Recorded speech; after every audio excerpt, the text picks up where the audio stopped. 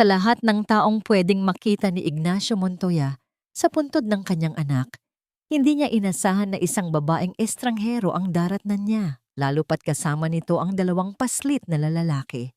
Taon-taon, sa mismong araw na ito, sa ilalim ng anumang panahon, ginagawa ni Ignacio ang panatang ito, isang ritual ng pighati. Ang malakas na buhos ng ulan ay tila nakikidalamhati sa bigat na pasan niya sa kanyang dibdib, isang bigat na hindi kailanman gumaan sa loob ng 5 taon. Ang itim niyang payong ay halos hindi sapat upang protektahan ang kanyang mamahaling Amerikana mula sa ulan. Ang kanyang sapatos na gawa sa Italianong katad ay lumulubog sa maputik na lupa, ngunit wala siyang pakialam nito. Sa harap ng malamig na marmol na kinauukitan ng pangalan ng kanyang kaisa-isang anak, Marco Montoya, lahat ng yaman at kapangyarihan niya ay walang halaga. Ngunit ngayon, nasira ang kanyang taimtim na sandali. Nakatayo doon ang babae, nakaluhod sa basang damuhan, walang payong, at hinahayaang mabasa ng ulan ang kanyang manipis na damit. Nakayuko ito, nanginginig ang mga balikat sa bawat hikbi. Sa magkabilang gilid niya ay ang dalawang batang lalaki, halos magkakamukha, na nakakapit ng mahigpit sa kanyang palda na para bang siya ang tanging kanlungan nila sa buong mundo. Isang inis ang gumapang sa lalamunan ni Ignacio. Sino ang babaeng ito? Anong karapatan niyang umiyak sa puntod ng anak niya na para bang sa kanya ang pighating iyon? Dahan-dahan siyang lumapit, ang bawat hakbang ay mabigat at may awtoridad. Hindi napansin ng babae ang kanyang pagdating hanggang sa tumama ang anino niya sa kanilang tatlo. Doon lang ito nag-angat ng tingin. Ang kanyang mukha ay basa sa pinaghalong ulan at luha. May takot at pagkalito sa kanyang mga mata nang makita ang matangkad at nakakatakot na figura ni Don Ignacio Montoya. "Sino ka?" tanong ni Ignacio. Ang kanyang boses ay formal, malamig, at walang emosyon. Isang boses na sanay mag-utos at pakinggan. Nanginginig na tumayo ang babae. Pilit na itinatago ang mga anak sa kanyang likuran. Ako po si Sofia." "Anong ginagawa mo rito?" Hindi agad nakasagot si Sofia. Ang mga salita ay tila naipit sa kanyang lalamunan. Ibinaba niya ang kanyang tingin sa pangalan sa lapida. "Dadalawin ko lang po sana siya." Kinunutan ng noo si Ignacio. "Kilala mo ang anak ko?" Tumango si Sofia. Isang butil ng luha ang muling pumatak sa kanyang pisngi. "Oo po, sir." Tiningnan ni Ignacio ang dalawang bata na sumisilip mula sa likod ng kanilang ina. Mukha silang nasa 4 o 5 taong gulang. Parehong may bilugang mga mata at kulot na buhok. Napansin niya ang gutom sa kanilang mga pisngi at ang gasgas sa kanilang mga tuhod. Mga anak ng kahirapan. Ngunit may isang bagay. Ang isa sa mga bata, ang mas matapang sa dalawa, ay sumilip ng diretso sa kanya. At sa sandaling iyon, huminto ang mundo ni Ignacio. Nabitawan niya ang kanyang paghinga. Ang tunog ng ulan ay biglang naglaho. Ang lamig sa kanyang balat ay nawala. Ang tanging nakikita niya ay ang mga mata ng batang iyon. Ang mga matang iyon. Madilim, malalim. May kaparehong kislap ng katigasan ng ulo at determinasyon. Iyon ang mga mata ni Marco. Napaurong si Ignacio ng isang hakbang. Ang kanyang puso ay biglang kumabog ng napakabilis. Tila isang kidlat ang tumama sa kanyang kaluluwa. Tiningnan niya ang petsa ng kamatayan sa lapida. 5 taon na ang nakalipas. Tiningnan niya ang mga bata, ang kanilang edad. Tumutugma. "Ilang taon na sila?" tanong niya. Ang kanyang boses ay naging garalgal at halos hindi na makilala. Napayakap si Sofia sa kanyang mga anak. 5 taon po. Ang kumpirmasyon ay parang suntok sa sikmura ni Ignacio. Napatingin siya mula sa bata, pabalik kay Sofia, na ngayon ay nanginginig na sa takot. Ang lahat ng piraso ay biglang nagkabit-kabit sa kanyang isipan. Ang babaeng estranghero, ang mga batang kamukha ni Marco, ang petsa. Imposible. Paanong nangyari ito? Paanong naglihim ang anak niya ng ganito kalaking bagay? Ang pighati sa kanyang dibdib ay biglang nahaluan ng isang bagong, nagngangalit na emosyon, isang pakiramdam ng pag-aari, isang matinding pangangailangan. Ito ang nawalang piraso ng kanyang anak, ang dugong nawala sa kanya. Muli siyang humakbang palapit, ang kanyang mga mata ay hindi na inaalis sa mga bata. Ang kanyang malamig na awtoridad ay bumalik. Ngunit ngayon ay may kasama ng apoy. Ano ang pangalan nila? Utos niya, hindi na isang tanong. Mateo po at Miguel, nautal na sagot ni Sofia. Ignacio Montoya, Marco Montoya, Mateo Montoya, Miguel Montoya. Ang mga pangalan ay umalingaw-ngaw sa kanyang isipan na parang isang perpektong himig. Ito ang kanyang dugo. Ito ang kanyang mga apo. Ang mga tagapagmana. Tiningnan niya si Sofia. Hindi na bilang isang estranghero, kundi bilang isang hadlang.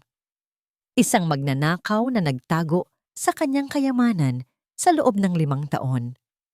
Ang pagdadalamhati sa kanyang mukha ay napalitan ng isang malamig at determinadong maskara. Ang pagkawala ni Marco ay isang sugat na hindi kailanman maghihilom. Ngunit ang pagkakatuklas na ito ay isang pagkakataon.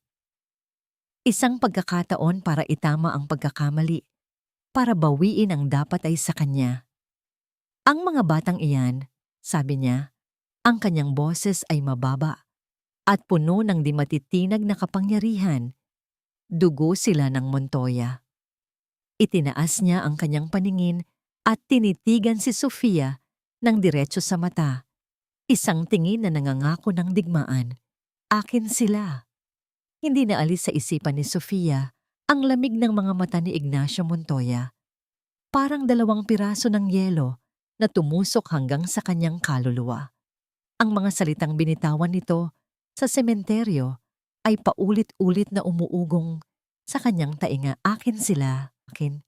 Niyakap niya ng mahigpit ang kanyang kambal, sina Mateo at Miguel, na ngayon ay mahimbing nang natutulog sa kanilang banig sa sahig. Ang kanilang munting tahanan, na gawa sa pinagtagpi-tagping yero at kahoy, ay nagsisilbing kanlungan nila mula sa magulong mundo sa labas.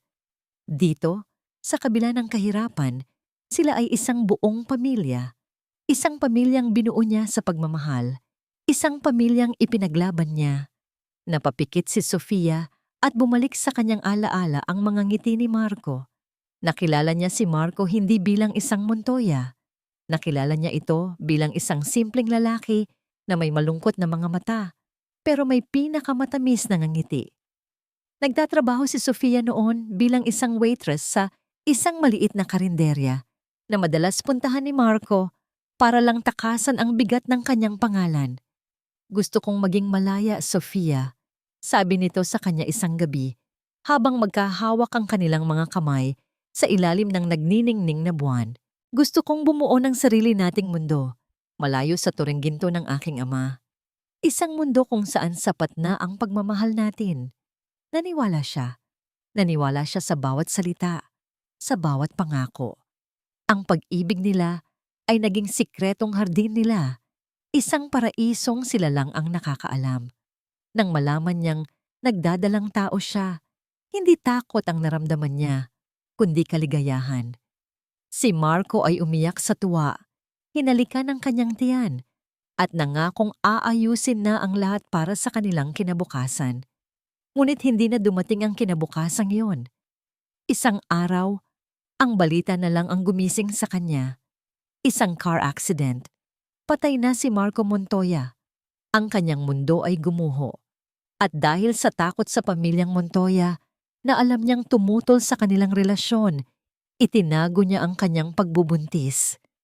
Pinalaki niya ang kanyang mga anak ng mag-isa. Dala-dala ang alaala ni Marco bilang kanilang tanging yaman. Iyon ang kayamanang gusto ngayong angkinin ni Ignacio. Isang malakas na katok sa pinto ang pumutol sa kanyang pag-iisip. Napapitlag siya. Dahan-dahan siyang sumilip sa maliit na siwang ng kanilang bintana. Isang itim at makintab na sasakyan, Isang modelong sa telebisyon niya lang nakikita ang nakaparada sa harap ng kanilang barong-barong. Ang sasakyan ay tila isang halimaw mula sa ibang mundo sa gitna ng kanilang eskinita. Nagising ang mga kapitbahay, nagsisilabasan sila sa kanilang mga bahay, nagbubulungan, nakikiusyoso, at mula sa sasakyan, bumaba si Ignacio Montoya.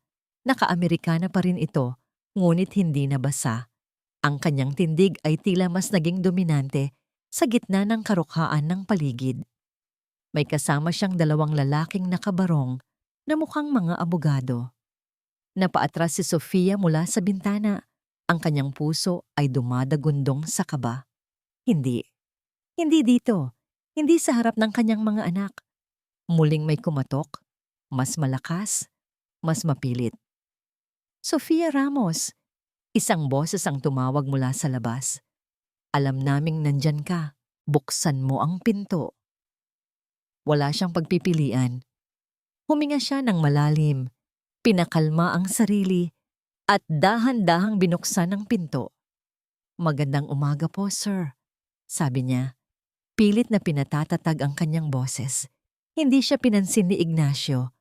Ang mga mata nito ay agad na pumasok sa loob ng bahay. Hinahanap ang kambal. Nakita niya ang mga ito na mahimbing pa ring natutulog, walang kamalay-malay sa panganib na nasa kanilang pintuan.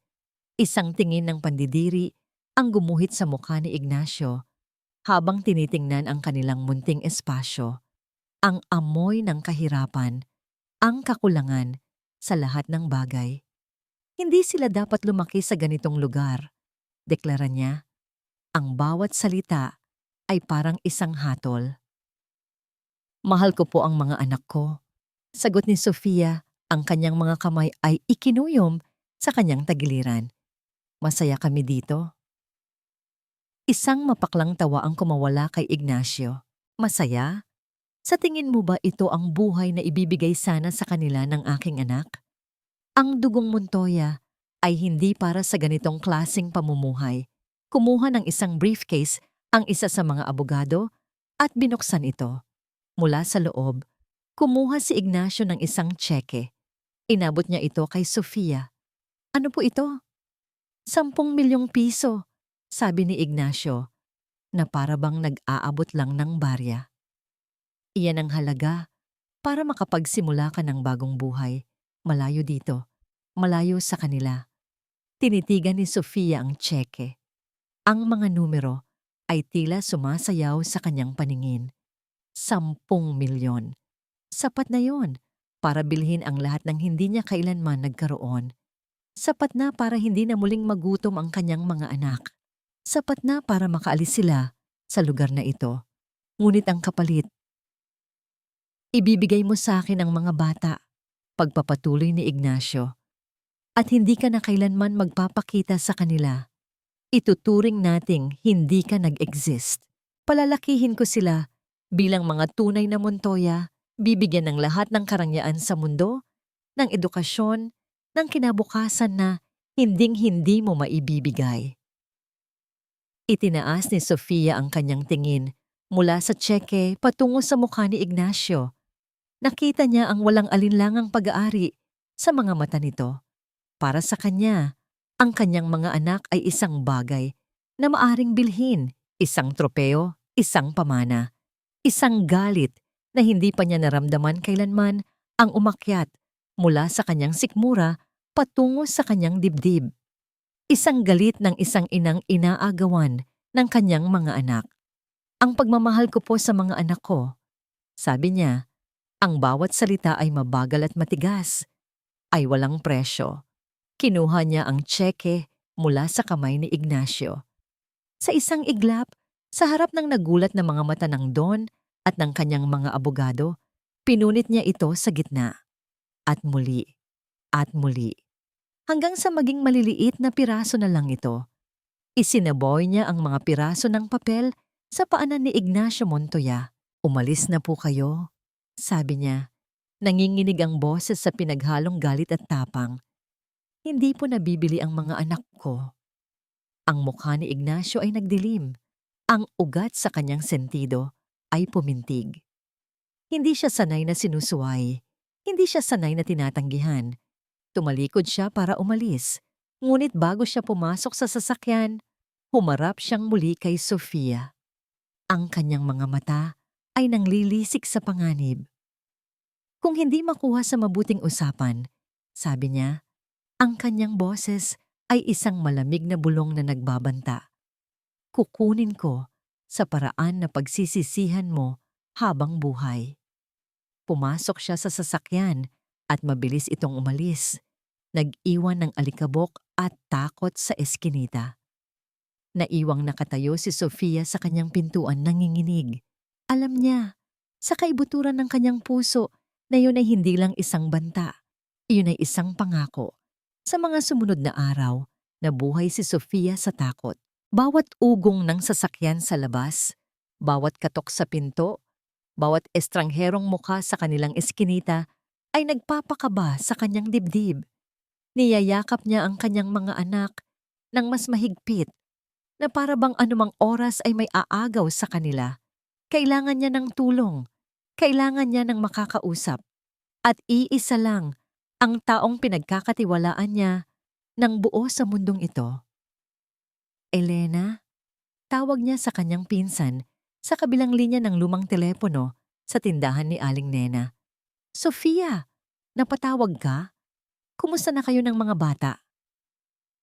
Ang boses ni Elena ay puno ng pag-aalala, gaya ng dati.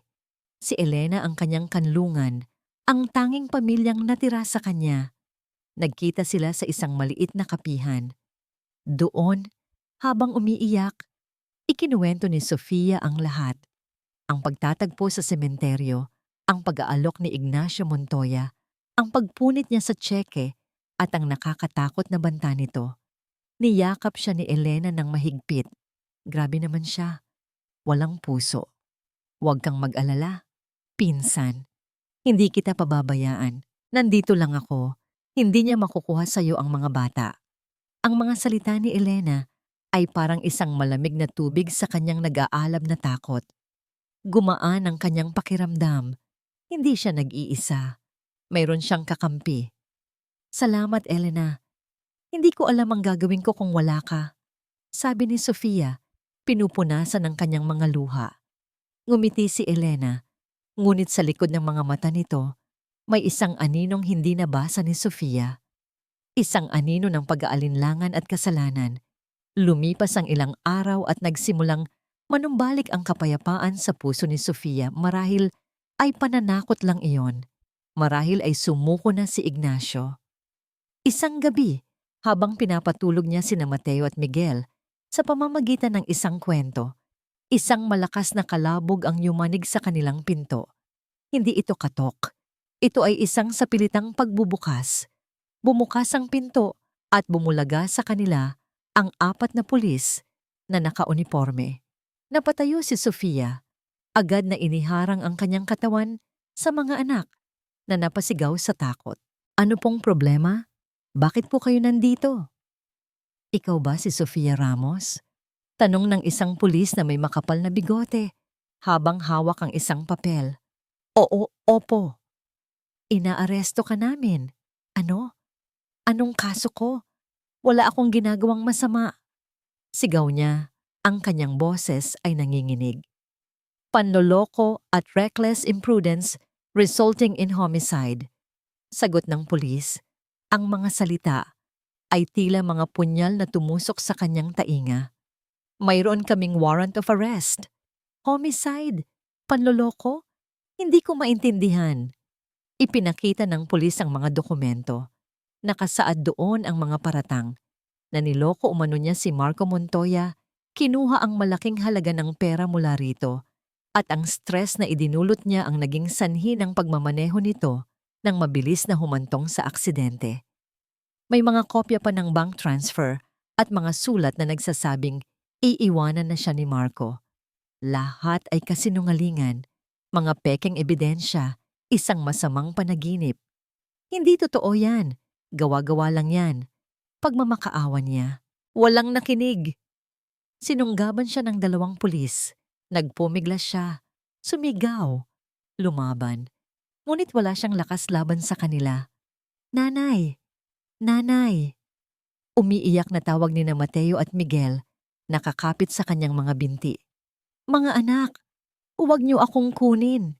Maawa kayo. Habang kinakaladkad siya palabas, dalawang babaeng nakaunipormeng puti ang pumasok sa bahay. Lumapit ang mga ito sa kambal. Social workers kami, sabi ng isa. Sasama muna kayo sa amin, mga bata. Hindi! Huwag niyong kunin ang mga anak ko. Sigaw ni Sofia, ang kanyang puso ay dinudurog sa bawat segundo. Sa gitna ng kaguluhan, ng mga sigaw ng kanyang mga anak, ng mga bulungan ng mga kapitbahay na nagsilabasan, isang pamilyar na figura ang nahagip ng kanyang mga mata sa gilid ng eskinita. Nakatayo doon si Elena. Hindi ito nakatingin sa kanya. Nakatingin ito sa sahig. At sa kamay nito, mahigpit nitong hawak ang isang bagong-bagong leather handbag. Isang mamahaling bag na alam niyang hindi kailanman kayang bilhin ni Elena. Nagtagpo ang kanilang mga mata sa isang saglit. Nakita ni Sofia ang lahat doon, ang pagsisisi, ang hiya, ang pagkakasala. Si Elena, ang pinsan niya, ang nag-iisang taong pinagkatiwalaan niya. Ang katotohanan ay sumampal sa kanya nang mas malakas pa sa pagkakaaresto. Siya ang nagtaksil sa kanya. Ipinagkanulo siya ni Elena. Nilagyan ng posas ang kanyang mga kamay. Bawat kalansing ng metal ay isang pagpiit sa kanyang kaluluwa. Itinulak siya papasok sa sasakyan ng pulis. Sa bintana, sa huling pagkakataon, nakita niya ang kanyang mga anak na kinukuha at isinasakay sa ibang sasakyan. Isang itim at makintab na sasakyan na pamilyar na sa kanya. Ang sasakyan ni Ignacio Montoya.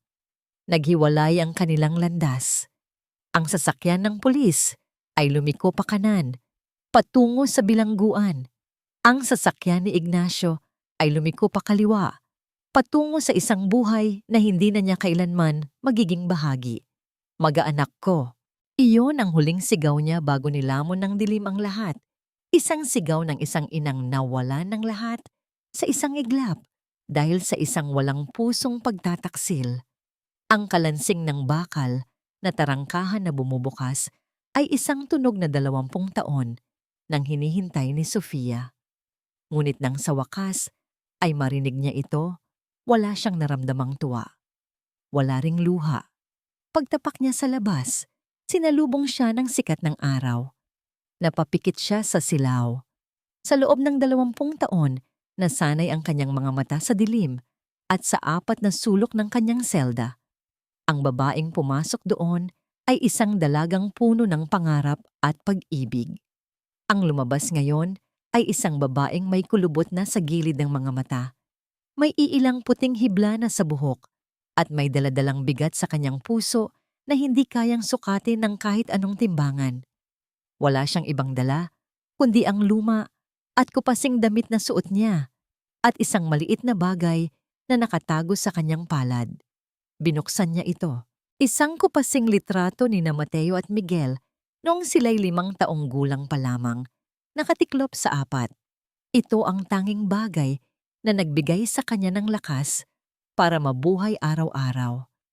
Ang mga ngiti sa litratong yon, ang kanyang naging araw, ang kanilang mga alaala, ang kanyang naging gabi. Huminga siya ng malalim, nilanghap ang hangin ng kalayaan, ngunit para sa kanya, hindi pa ito tunay na kalayaan. Ang kalayaan ay hindi ang paglabas sa bilangguan. Ang kalayaan ay ang muling mayakap ang kanyang mga anak. Nagsimula siyang maglakad. Ang mundo sa labas ay iba na. Ang mga dating bakanting lote ay kinatatayuan na ngayon ng matataas na gusali. Ang mga sasakyan ay mas makabago. Halos lahat ng taong nakakasalubong niya ay may hawak na cellphone, yumuyuko sa maliliit na screen na para bang iyon ang kanilang mundo. Ang mundo ay umikot. Siya, naiwan. Ngunit hindi nagbago ang kanyang patutunguhan. Ang kanyang mga paa ay may sariling isip. Dinadala siya sa isang pamilyar na direksyon. Hindi niya kailangan ng pera. Hindi niya kailangan ng pagkain. Ang kailangan niya ay impormasyon. Nakarating siya sa isang abalang kanto at nakakita ng isang newsstand na puno ng mga dyaryo at makukulay na magasin.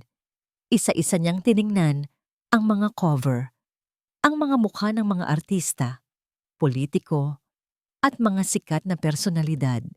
At doon, huminto ang kanyang paghinga. Sa cover ng isang sikat na business magazine, nakatayo ang dalawang binatang lalaki, parehong matangkad, parehong nakasuot ng mamahaling business suit. Ang isa ay may seryosong ngiti, ang isa naman ay may mapaglarong kislap sa mga mata. Mas matatanda sila, mas matipuno, ngunit walang duda. Ang mga matang yon, ang mga ilong, ang hugis ng kanilang mga labi. Sila ang kanyang Mateo at Miguel. Nanginginig ang kanyang kamay nang abutin niya ang magasin. Ang kanyang mga daliri na magaspang dahil sa maraming taon ng pagtatrabaho sa kulungan ay marahang hinaplos ang makinis at makintab na papel. Hinaplos niya ang mukha ni Mateo. Hinaplos niya ang mukha ni Miguel. Isang pamilyar na kirot ang kumalat sa kanyang dibdib. Isang kirot ng pangungulila na 20 taon niyang tiniis. Isang butil ng luha ang pumatak mula sa kanyang mata. Tumama sa salitang Montoya sa ilalim ng kanilang mga pangalan. Binasa niya ang headline, Mateo and Miguel, ang mga tagapagmana ng Imperyong Montoya. Tagapagmana, imperyo, mga salitang napakalayo sa mundong ginagalawan niya. Pinalaki sila sa isang palasyo habang siya ay nabubulok sa impyerno. Ngunit ang galit ay hindi dumating. Ang paninibugho ay hindi nagkaroon ng puwang. Ang tanging naramdaman niya ay isang matinding pananabik, isang pagmamahal na hindi kailanman nagbago o nabawasan. Binalik niya ang magasin sa lalagyan. Itinaas niya ang kanyang tingin. Sa di kalayuan, sa gitna ng syudad, matayog na nakatayo ang isang gusaling salamin na kumikinang sa ilalim ng araw. Ang Montoya Tower, ang kuta ng lalaking kumuha sa lahat mula sa kanya. Ikinuyom niya ang kanyang palad, mahigpit na hinawakan ang litrato sa loob. Ang apoy ng determinasyon ay muling nag-alab sa kanyang mga mata. Tinunaw ang lahat ng bakas ng luha. Hahanapin ko kayo, mga anak. Bulong niya sa hangin. Isang panatang mas matibay pa sa bakal ng bilangguan. Ibababalik ko ang lahat ng ninakaw sa atin. Hindi ako sang-ayon, Lolo. Ang boses ni Miguel Montoya ay tumalbog sa 4 na sulok ng malawak na boardroom.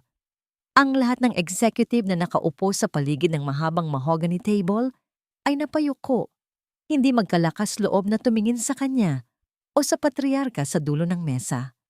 Si Ignacio Montoya, na ngayon may puti ng buhok at mas malalalim na guhit sa mukha, ay ibinaba ang kanyang mga salamin. Ang kanyang mga mata, bagamat may edad na, ay kasing talas pa rin ng dati. At bakit hindi, Miguel? Dahil ang pagbili sa kumpanyang yon ay magre-resulta sa pagkawala ng trabaho ng mahigit 500 tao. Hindi makatarungan. Matigas na sagot ni Miguel. Ang negosyo ay hindi tungkol sa katarungan. Ito ay tungkol sa paglago. Malamig na tugon ni Ignacio. Mateo, anong masasabi mo? Lumingon ang lahat kay Mateo, ang mas matandang kambal. Siya ang salamin ni Miguel. Parehong mukha, ngunit magkaibang-magkaiba sa pananaw. Kung si Miguel ang apoy, si Mateo ang yelo. Siya ay kalmado, kalkulado, at laging sumusunod sa kanilang lolo. Sumasang-ayon ako kay Lolo, sabi ni Mateo. Ang kanyang boses ay pantay at walang emosyon.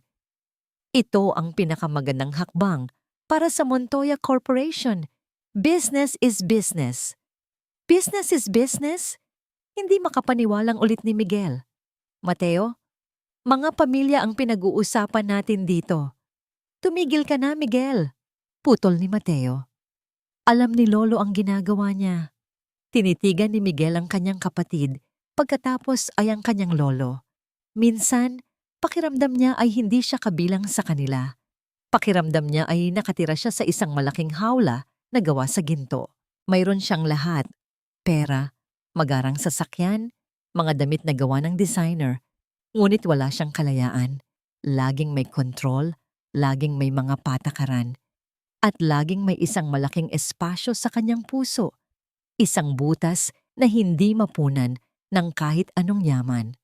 Ang kanilang ina. Ayon sa kwento ng kanilang lolo, iniwan sila ng kanilang ina. Isang babaeng gahaman sa pera na sinaktan ng kanilang ama at pagkatapos ay naglaho na lang na parang bula. Buong buhay niya, iyon ang pinaniwalaan niya. Pero habang tumatanda siya, nagsimula siyang magtanong, bakit wala man lang silang kahit isang litrato nito? Bakit bawal na bawal banggitin ang pangalan nito sa mansyon? Tapos na ang pagpupulong, deklara ni Ignacio. Tinapos ang kanilang pagtatalo. Padabog na tumayo si Miguel at lumabas ng boardroom. Kailangan niya ng hangin. Dumiretso siya sa lumang library ng kanilang ama sa loob ng mansyon. Ito ang tanging lugar kung saan niya nararamdaman ang presensya ni Marco. Nagsimula siyang maghalongkat sa mga lumang libro, gaya ng dati niyang ginagawa kapag nalulungkot siya. Habang inaayos niya ang isang hilera ng makakapal na libro sa isang estante, may napansin siyang kakaiba. Isang maliit na siwang sa likod. Dahil sa kuryosidad, inalis niya ang mga libro. May isang maliit na panel na kahoy na nakatago doon. Dahan-dahan niya itong binuksan. Sa loob, may isang maliit na kahon na gawa sa kahoy ng nara. Nanginginig ang kanyang mga kamay habang binubuksan ito. Sa loob, may iilang bagay lang. Isang tuyong bulaklak ng sampagita, isang panyo na may burdang inisyal na SR, at sa ilalim ng lahat, isang litratong luma na at medyo naninilaw na. Kinuha niya ang litrato. Isang babaeng nakangiti ang nasa larawan, isang nangiting simple, totoo, at nagliliwanag. Ang kanyang buhok ay mahaba at itim, at ang kanyang mga mata ay puno ng buhay at pagmamahal. May isang pamilyaridad sa kanyang mukha, isang bagay na hindi niya maipaliwanag. Inilapit niya ang litrato sa salamin sa dingding.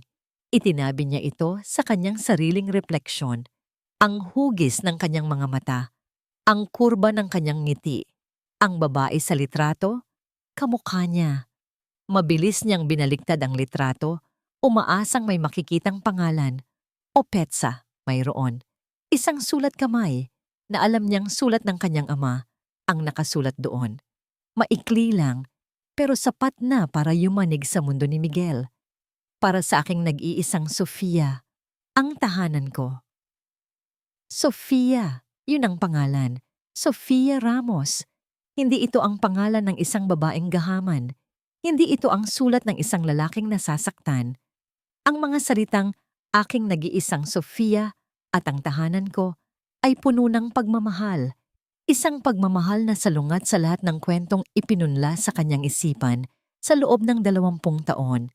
Isinara niya ang kahon, itinago ito pabalik sa lihim na kompartimento, at maingat na ibinalik ang mga libro. Ngunit ang imahe ng babae sa litrato at ang mga salita ng kanyang ama ay nakaukit na sa kanyang isipan. Sino si Sofia Ramos at bakit nagsinungaling ang kanyang lolo? Sa kauna-unahang pagkakataon sa kanyang buhay, naramdaman ni Miguel na may isang malaking sikretong bumabalot sa kanilang pamilya. Isang sikretong kailangan niyang malaman ang katotohanan. Hawak ang litrato sa kanyang bulsa, lumabas siya ng library. Ang gintong hawla ay biglang naging mas masikip, mas nakakasakal. At ang pagnanais niyang makalaya ay mas naging malakas kaysa dati. Hindi niya alam kung saan magsisimula. Pero isa lang ang sigurado siya. Hindi na siya muling maniniwala sa mga kwento. Hahanapin niya ang sarili niyang mga sagot. Sa loob ng 2 linggo, gumawa ng paraan si Sofia. Ginamit niya ang kakarampot na perang naipon niya mula sa paglalabada para makabili ng isang disente, segunda manong uniforme ng waiter. Nagpuyat siya para aralin ang menu ng isang catering service. At sa tulong ng isang dating kasamahan, sa bilangguan na may koneksyon, nagawa niyang makapasok bilang extra staff sa pinakamalaking charity ball ng taon. Ang host, ang Montoya Foundation. Ang puso ni Sofia ay parang kabayong nagwawala sa kanyang dibdib habang naglalakad siya sa loob ng Grand Ballroom. Ang lugar ay kumikinang sa mga ilaw ng chandelier, sa mga alahas ng mayayamang bisita, at sa tunog ng malamyos na musika mula sa isang string quartet. Ang lahat ay parang isang panaginip, isang mundong napakalayo sa realidad na kanyang pinanggalingan. Ngunit hindi siya naroon para humanga. Ang kanyang mga mata ay abalang naghahanap. At pagkatapos, nakita niya sila, nakatayo malapit sa entablado, magkatabi. Si Mateo at Miguel, mas gwapo sila sa personal kaysa sa magasin. Si Mateo ay seryosong nakikipag-usap sa isang senador. Ang kanyang tindig ay puno ng kumpiyansa at autoridad, isang mini Ignacio. Si Miguel naman ay bahagyang nakasimangot, tila naiinip. Habang hawak ang isang baso ng champagne, napatigil si Sofia sa paglalakad. Ang tray ng mga baso na hawak niya ay nanginginig. Para siyang nanonood ng isang pelikula. Ang kanyang mga anak, mga estranghero na ngayon, nabubuhay sa isang mundo kung saan siya ay isang anino lamang. Isang pagnanasa na hindi niya mapigilan ang nagtulak sa kanya. Kailangan niyang lumapit. Kailangan niyang marinig ang kanilang mga boses. Kailangan niyang makita sila ng malapitan. Dahan-dahan siyang lumapit sa kanilang grupo, nagpapanggap na nag-aalok ng inumin. Bawat hakbang ay isang pakikipaglaban sa sarili. Huwag kang iiyak, Sofia. Huwag ngayon.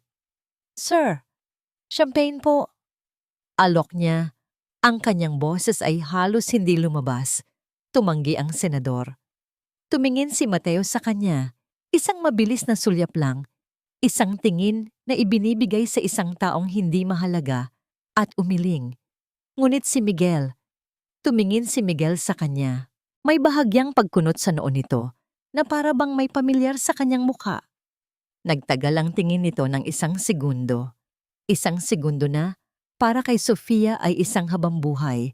Sa segundong yon, gusto niyang sumigaw. Ako ito, Miguel. Ako ang nanay ninyo.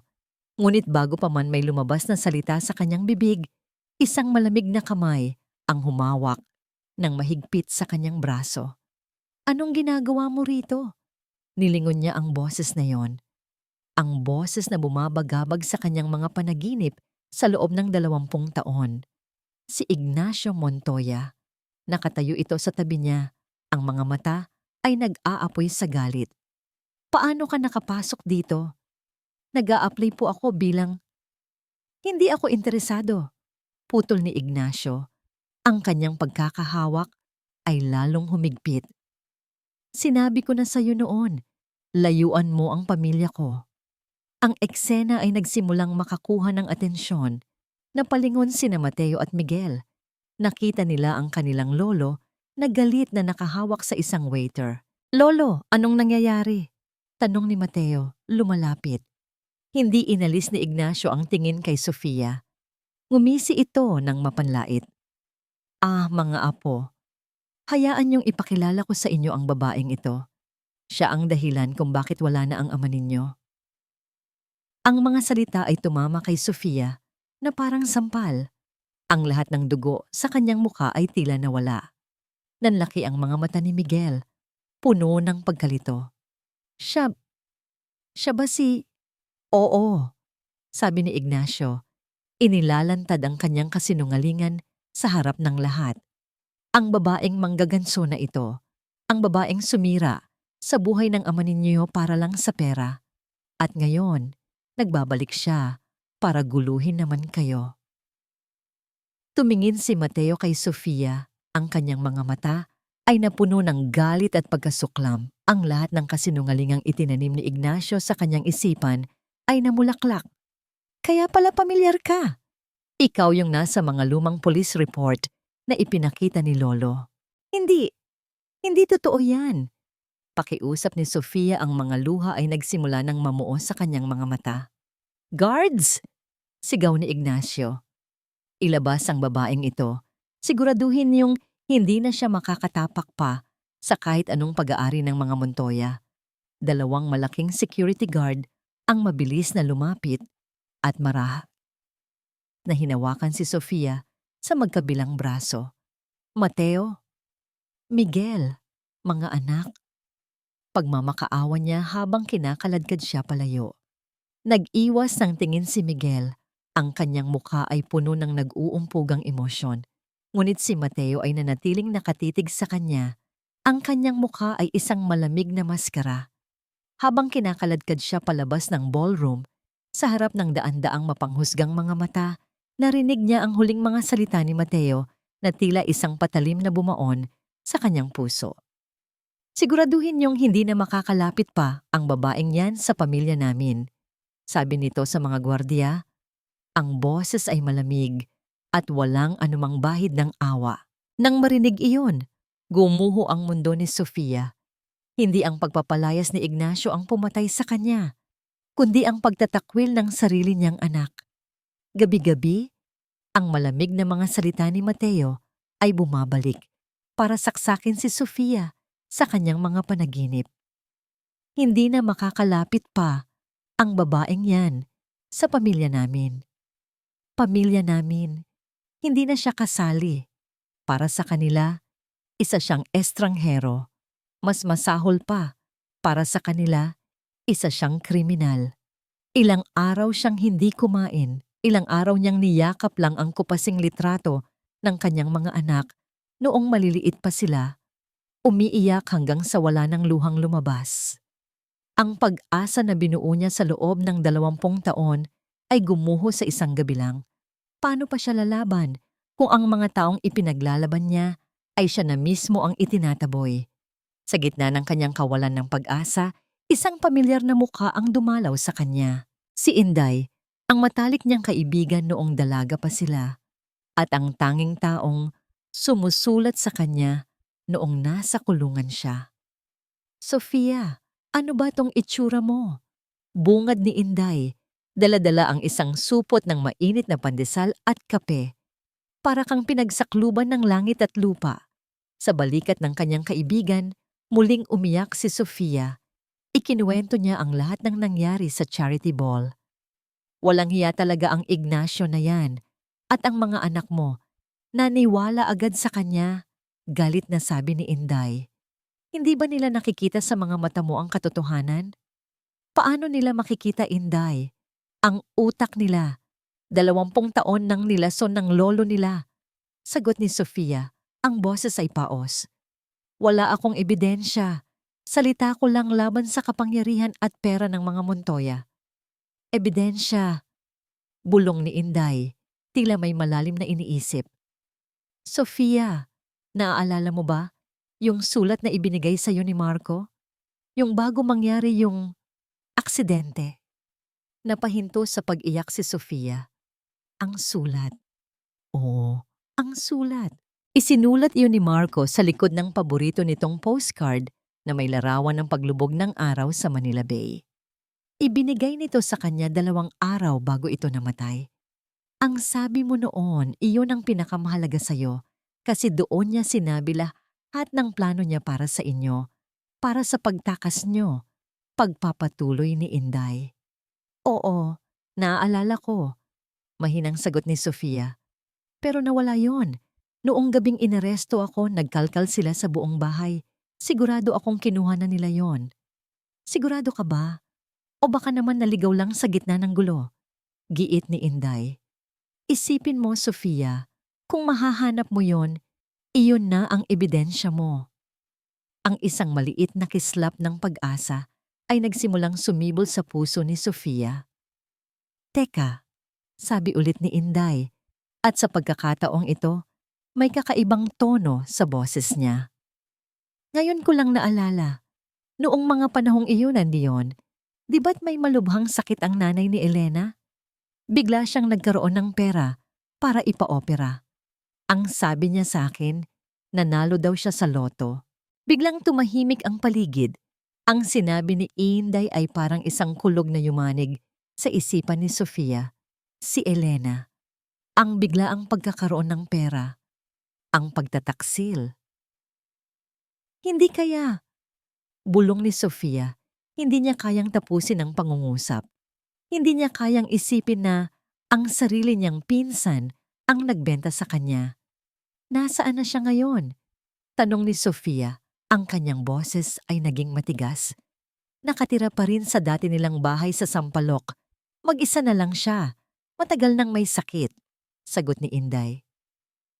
Dalawang landas ang biglang nabuksan sa isip ni Sofia, si Elena at ang nawawalang sulat. Pilit niyang inalala ang mga sandaling iyon bago siya arestuhin. Saan niya itinago ang sulat? Hindi sa ilalim ng unan, hindi sa aparador. Tapos, bigla niyang naalala. Itinago niya ito sa loob ng paborito niyang libro, isang lumang kopya ng Florante at Laura. Ang libro kung saan unang isinulat ni Marco ang pangalan nilang dalawa sa loob ng isang puso. Ngunit ang librong iyon, Inday, sabi niya, napahawak sa braso ng kaibigan. Ang librong yun, ibinenta ko. Ibinenta ko sa isang second-hand bookstore sa Avenida para may pambili ako ng gatas para kina Miguel. Ang pag-asa sa kanyang dibdib ay bahagyang kumupas. 20 taon na ang nakalipas. Imposibleng nandoon pa rin iyon. Subukan natin, sabi ni Inday, hinawakan ang kanyang kamay. Walang mawawala kung susubukan natin. Kinabukasan, magkasama silang nagpunta sa Avenida. Ang dating hilera ng mga bookstore ay nabawasan na, ngunit sa awa ng Diyos, ang maliit na bookstore na tinutukoy nila ay nandoon pa rin, mas luma, mas maalikabok, pero nakatayo pa rin. Ang may-ari, si Mang Tony, ay matanda na, ngunit nakilala pa rin niya si Sofia. Ikaw yung dalagita na mahilig sa mga tula, di ba? Nakangiting sabi ng matanda. Ako nga po, Mang Tony. May itatanong lang po sana ako. Yung mga librong ibinenta ko sa inyo noon, matagal na po, mga 20 taon na. Napakamot sa ulo si Mang Tony. Naku, Ineng, karamihan doon ay naibenta na o kaya'y naibigay sa donasyon. Mahirap nang mahanap yan. Gumuho ang pag-asa ni Sofia. Pero, pagpapatuloy ng matanda, naaalala ko na may naiwan kang isang maliit na kahon ng mga gamit dito noon. Hindi mo na nabalikan. Sabi ko, itatabi ko lang, baka sakaling bumalik ka. Nasa bodega. Pero hindi ko sigurado kung nandoon pa yon. Pagkatapos ng lahat ng taon, hindi maialis ni Miguel sa kanyang isipan ang babae sa charity ball. Ang mga mata nito, puno ng sakit, puno ng pighati, puno ng isang bagay na hindi niya maipaliwanag. Isang uri ng pagmamahal na tila tumatagos sa kanyang pagkatao. Pinagsabihan siya ng kanyang lolo, pinangaralan siya ni Mateo. Huwag mo nang isipin yon, Miguel. Isa lang siyang desperadong babae na gustong sirain tayo. Ngunit hindi siya naniwala.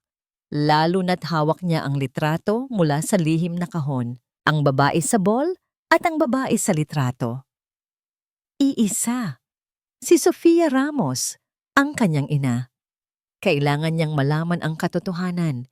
Hindi mula sa kanyang lolo, hindi mula sa mga lumang dokumento na maaring peke. Kailangan niya itong marinig mula sa isang taong nandoon.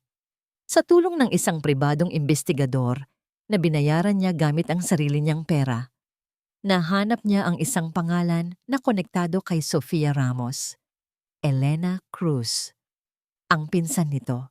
Ang address ay nagturo sa kanya sa isang lumang distrito sa Sampaloc, isang mundong malayong malayo sa Forbes Park.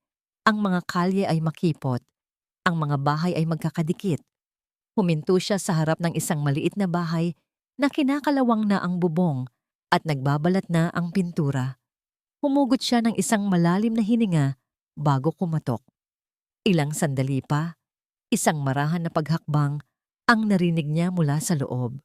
Bumukas ang pinto at isang babaeng payat at mukhang sakit ang tumingin sa kanya. Ang buhok niya ay halos puti na at ang kanyang paghinga ay tila hirap. Sino po sila? Tanong ni Elena. Ang boses ay mahina. Hindi nagsalita si Miguel. Sa halip, dahan-dahan niyang inilabas ang litrato ni Sofia mula sa kanyang bulsa at ipinakita ito sa matanda.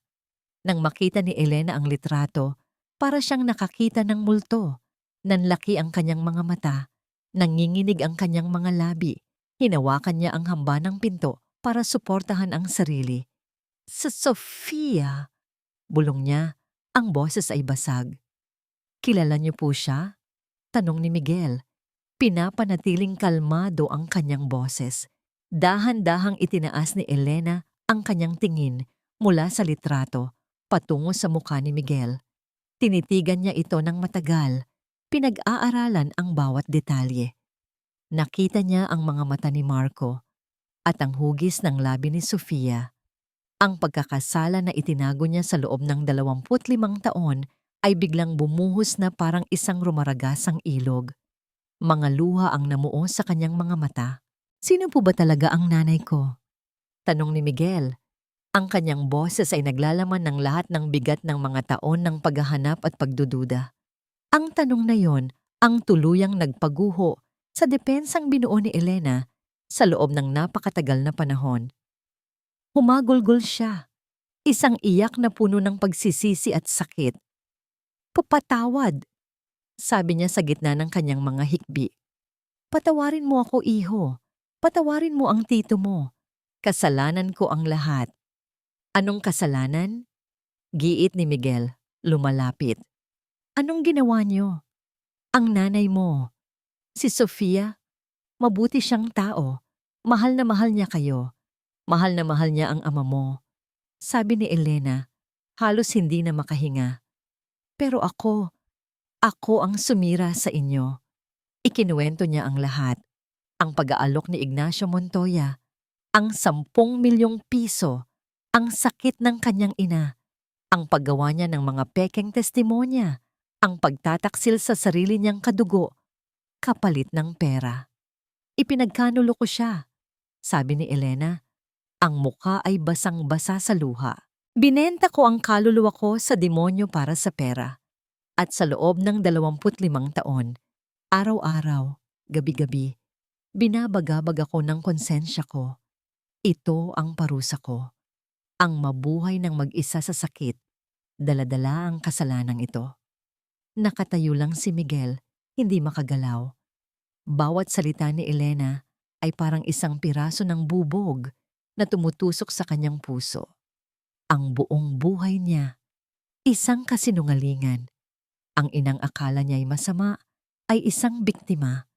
Ang lolong tiningala niya ay isang halimaw. Ang galit ay nagsimulang kumulo sa kanyang kalooban. Isang galit para sa kanyang lolo, isang galit para sa hustisyang ipinagkait sa kanyang ina. Tumingin siya kay Elena.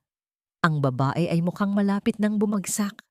Kailangan niyong itama to, sabi ni Miguel. Ang kanyang boses ay matigas at puno ng determinasyon. Kailangan niyong sabihin ang totoo. Tumingin si Elena sa kanya. Ang mga mata ay puno ng takot. Pero, ang mga Montoya, papatayin nila ako. Hindi, sabi ni Miguel. Hinawakan ang braso ng matanda. Dahil kasama niyo ako, sabay nating haharapin sila. Alam niyang pagkatapos nito, wala nang balikan. Ang kanyang buhay ng karangyaan, ang relasyon niya sa kanyang lolo at kapatid, lahat ay maaaring masira. Pero wala siyang pakialam. Isang pinto ang nagsara, ngunit isang mas mahalagang pinto ang nagbukas sa kanyang harapan. Ang pintuan ng katotohanan. At handa na siyang pumasok dito, anuman ang naghihintay sa kanya sa kabilang panig. Tumingin si Elena kay Miguel, sa determinasyon sa mga mata nito, na parang nakikita niya ang pinagsamang lakas ni na Marco at Sofia. Dahan-dahan, tumango siya. Patawarin mo ako. Muli niyang bulong. Patawarin mo ang nanay mo. Nanginginig ang mga kamay ni Sofia habang binubuksan ang maliit at maalikabok na kahon na iniabot ni Mang Tony. Sa loob, naroon ang iilang gamit niya mula sa nakaraan. Isang pares ng hikaw na bigay ng kanyang ina, isang lumang rosaryo, at sa ilalim ng lahat, ang kanyang kopya ng Florante at Laura. Nanginig ang kanyang puso. Dahan-dahan niyang binuklat ang libro. At doon, sa pagitan ng 2 pahina, nakatago ang isang lumang postcard. Ang postcard na may larawan ng paglubog ng araw sa Manila Bay. Ang sulat ni Marco. Niyakap niya ito sa kanyang dibdib. Ang papel ay tila naglalaman ng init ng pagmamahal ni Marco sa loob ng 25 taon. Ito na. Ito na ang kanyang katotohanan, ang kanyang sandata. Walang pag-aalinlangan, alam na niya ang kanyang susunod na gagawin. Isang lugar lang ang kailangan niyang puntahan. Ang mansyon ng mga Montoya. Pio Miguel. Ang biyahe mula Sampaloc hanggang Forbes Park ay ang pinakatahimik at pinakamabigat na biyahe sa buong buhay ni Miguel. Katabi niya sa kotse si Elena, na nakayuko lang at tahimik na umiiyak. Bawat kilometrong tinatakbo nila ay isang hakbang palayo sa kasinungalingan at isang hakbang palapit sa isang digmaang sisira sa kanilang pamilya. Pagdating nila sa dambuhalang gate ng mansyon, nandoon na si Mateo, naghihintay. Nagtataka ang mukha nito. "Miguel, anong ginagawa mo? At sino yang kasama mo?" Tanong ni Mateo nang makababa sila. "Kailangan nating mag-usap, kuya. Tayong lahat, kasama si Lolo." Matigas na sagot ni Miguel. Inaalala yan si Elena na nanginginig sa takot. Pumasok sila sa loob. Naabutan nila si Ignacio sa library nito, nagbabasa ng dyaryo. Nang makita nito si Elena, biglang nagbago ang anyo ng kanyang mukha. Ang kalmadong ekspresyon ay napalitan ng gulat at galit. "Anong ginagawa ng babaeng yan dito?" Sigaw ni Ignacio na patayo. "Magpapaliwanag po siya, Lolo," sabi ni Miguel. Itinayo si Elena sa gitna ng silid. "At makikinig tayong lahat." Pauvi. Chenke. Sa mismong sandaling iyon, bumukas ang pinto ng library. Pumasok si Sofia. Ang lahat ng tao sa silid ay napahinto. Si Ignacio ay napanganga.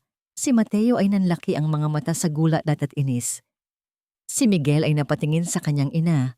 Ang puso niya ay pinaghalong tuwa at kaba. Nagtagpo ang mga mata nina Sofia at Elena.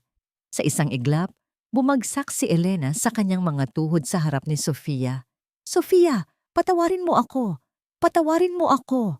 Humagulgol si Elena, nakahawak sa laylayan ng damit ni Sofia.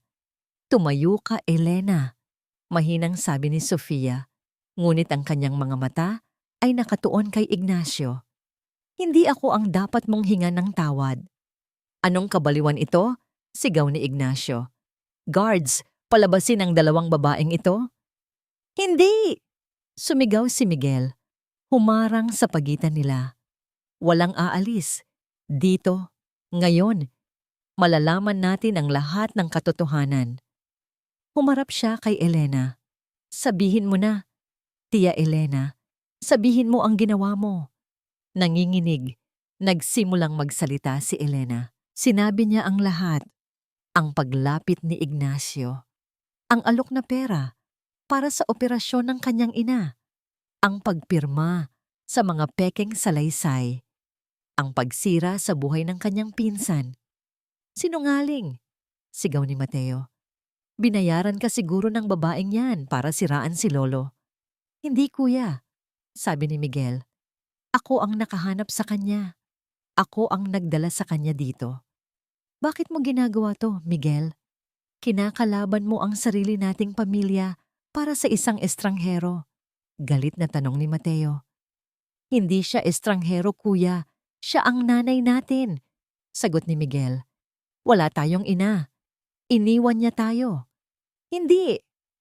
Isang boses ang pumutol sa kanilang sigawan. Si Sofia.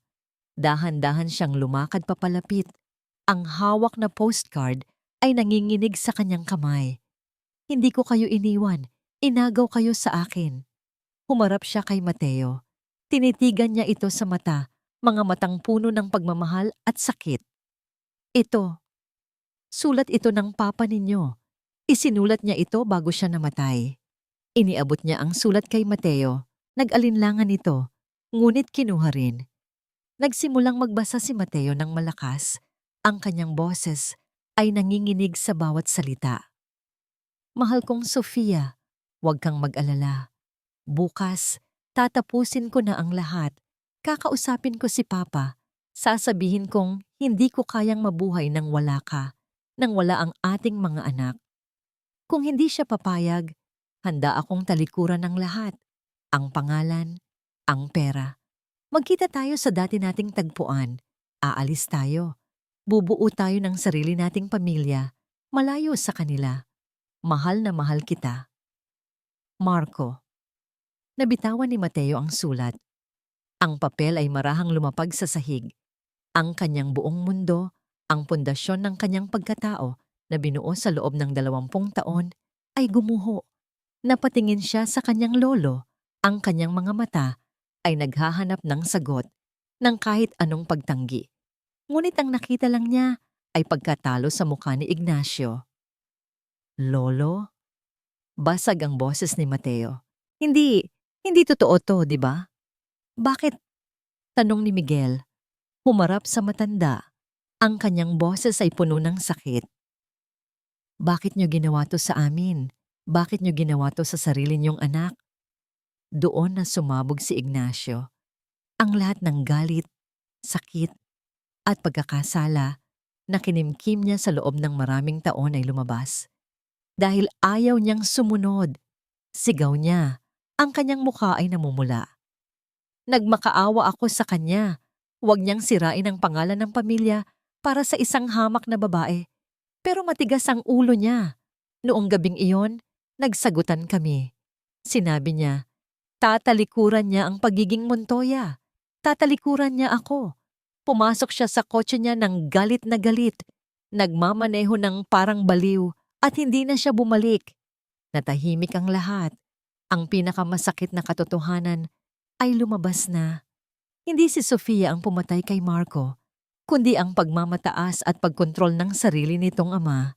Ako ang dahilan. Bulong ni Ignacio, napaluhod sa sahig. Isang mata ng lalaking biglang nawalan ng lahat ng lakas. Ako ang pumatay sa anak ko. Sa gitna ng nasirang mga kasinungalingan, sa gitna ng sakit ng katotohanan, dalawang magkapatid ang dahan-dahang lumingon sa babaeng hindi nila nakilala. Ang kanilang ina. Lumapit si Mateo. Lumapit si Miguel. At sa unang pagkakataon, mula sa kanilang mga labi, lumabas ang salitang 20 taon nang hinintay ni Sofia. Nanay, niyakap nilang tatlo ang isa't isa. Isang mahigpit na yakap ng nawawalang mga taon, ng sakit at ng bagong natagpuang pamilya. Sa isang sulok, naiwang mag-isa si Ignacio Montoya. Gumuho sa gitna ng imperyong itinayo niya sa pundasyon ng kasinungalingan at bighati. Lumipas ang 6 na buwan. Ang malakas na tawanan ay umalingaw-ngaw sa isang maliit, ngunit maaliwalas na bahay na may hardin na puno ng mga bulaklak ng sampagita. Hindi ito ang mansyon sa Forbes Park, ngunit para kina Sofia, Mateo at Miguel, ito ang unang pagkakataon na naramdaman nila ang tunay na kahulugan ng isang tahanan. Nasa kusina si Sofia, nagluluto ng adobo, ang paboritong pagkain na ikinuwento sa kanya ni Miguel na laging hinahanap-hanap nila noong bata pa sila. Si Mateo, na dating laging seryoso at naka-business suit, ay nakasuot lang na ngayon ng simpleng t-shirt, nakikipag-asaran sa kanyang kapatid habang tinutulungan itong magdilig ng mga halaman. Hoy Miguel! Ang halaman ang diligin mo, hindi ang paa ko. Reklamo ni Mateo habang tumatawa. Sorry kuya, masyado kasing nakakasilaw ang kinang ng bago mong sapatos. Biro ni Miguel pabalik. Napangiti si Sofia habang pinapanood sila. Ang bawat araw ay isang proseso ng paghihilom. Marami pa silang kailangang pag-usapan, maraming nawalang taon na kailangang punan. Sa simula, naging mahirap para kay Mateo na tanggapin ang lahat. Ngunit sa tulong ng walang sawang pag-unawa ni Sofia at ng suporta ni Miguel, unti-unti natututunan niyang buksan ang kanyang puso. Iniwan nila ang Montoya Corporation, Iniwan nila ang pangalan na nagdulot sa kanila ng labis na sakit. Pinili nilang magsimula muli gamit ang perang nakuha ni Miguel mula sa kanyang trust fund para bumili ng maliit na bahay at magtayo ng isang maliit na foundation para tulungan ang mga biktima ng legal injustice, isang bagay na malapit sa puso ng kanilang ina.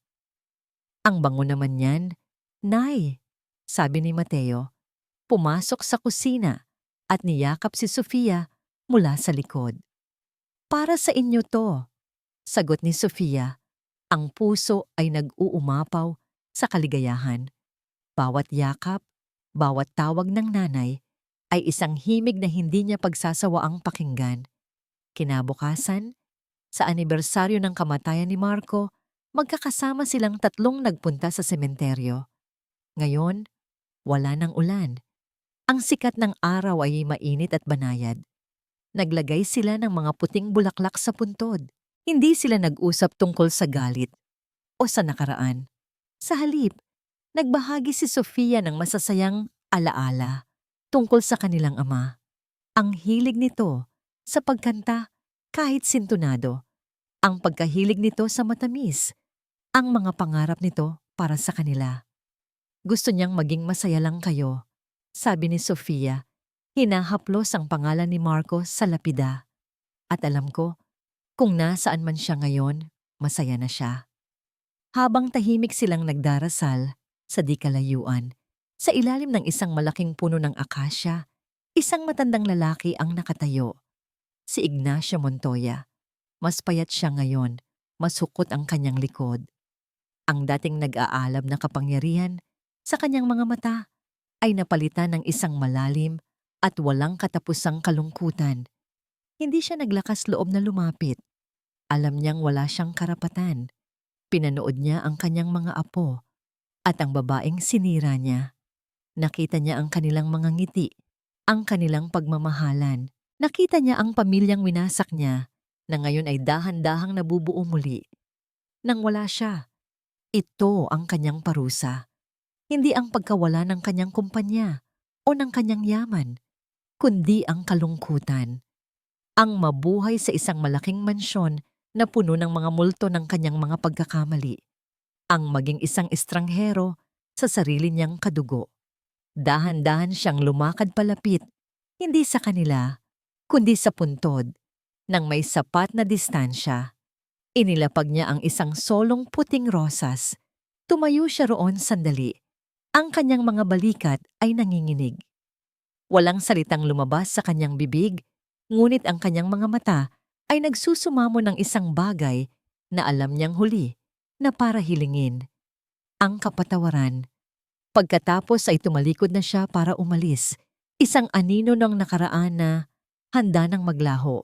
Ngunit isang boses ang pumigil sa kanya. Lolo. Napahinto si Ignacio. Lumingon siya. Si Miguel ang tumawag. Nakatayo ito. Nakatingin sa kanya. Tumingin si Miguel sa kanyang ina. Nakita ni Sofia ang lahat sa mga mata ng kanyang anak. Ang sakit, ang galit, ngunit sa ilalim ng lahat, ang awa. Tumingin siya sa matandang lalaki na nagbigay sa kanya ng impyerno, ngunit siya rin ang lolo ng kanyang mga anak. Ang lalaking ama ng lalaking minahal niya. Sa isang ngiting may bahid ng lungkot, ngunit puno ng kapayapaan, marahan siyang tumango kay Miguel. Iyon lang ang kailangan ni Miguel. Dahan-dahan siyang humakbang palapit kay Ignacio. Bawat hakbang ay mabigat, hindi isang hakbang ng buong pagpapatawad, kundi isang simula. Isang unang hakbang sa isang mahabang tulay ng posibleng paghilom. Napanood ni Sofia ang eksena kasama si Mateo sa kanyang tabi. Niyakap niya ang kanyang anak. Alam niyang hindi pera, kapangyarihan, o pangalan ang tunay na pamana. Ang tunay na pamana ay ang pag-ibig na kayang maghilom, ang lakas na kayang magpatawad, at ang pag-asang kahit sa pinakamadilim na nakaraan, may isang bagong umaga na laging naghihintay.